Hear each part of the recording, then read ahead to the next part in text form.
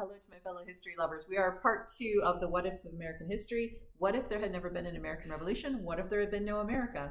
So the author has already said in part one, it wouldn't have been enough for the British to win Yorktown, to win Saratoga. The colonists would have just gathered up a bunch more arms and found new leaders and kept rebelling, that you needed British imperial reform. And what did that mean? So he argues that if this guy, I'm going to try to get him in there, William Pitt the Elder, had survived and not been so ill that, like the butterfly effect, we never would have had a United States. Because this guy, William Pitt, he argues, could have avoided the whole thing, that he could see how this was going to unfold. So even though he was quite ill and infirm, he argued vociferously against the Tax Act because he could see the reason that the colonists had not previously rebelled is they very much valued their independence, for one thing. At this time, they have quite a lot of independence. They can make some laws, they can assemble, there's great trade back and forth.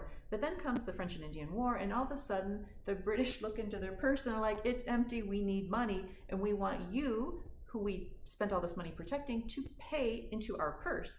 And the author of this essay says even that would have possibly been okay, except that to get all that money, the first thing they're going to do is tighten things up, right? So we are going to have more tax collectors. We're going to start watching things closer. We're not going to have all these, sort of loosey-goosey rules and assemblies. You're basically going to be treated as if you were in London. It's going to be truly British control.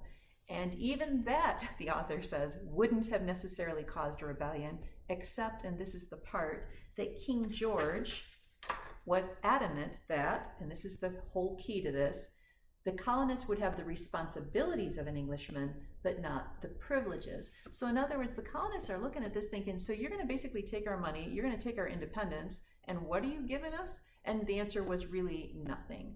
And so that is why it was inevitable that we would have this American Revolution. And then the last part of it, which is really fascinating, which I'll do in a part three, is, probably not today though, is if there had been no America, like how would that have played out? And he posits an entire theory, which is a lot of fun. Anyway, thank you for letting me share always, and I will see you tomorrow.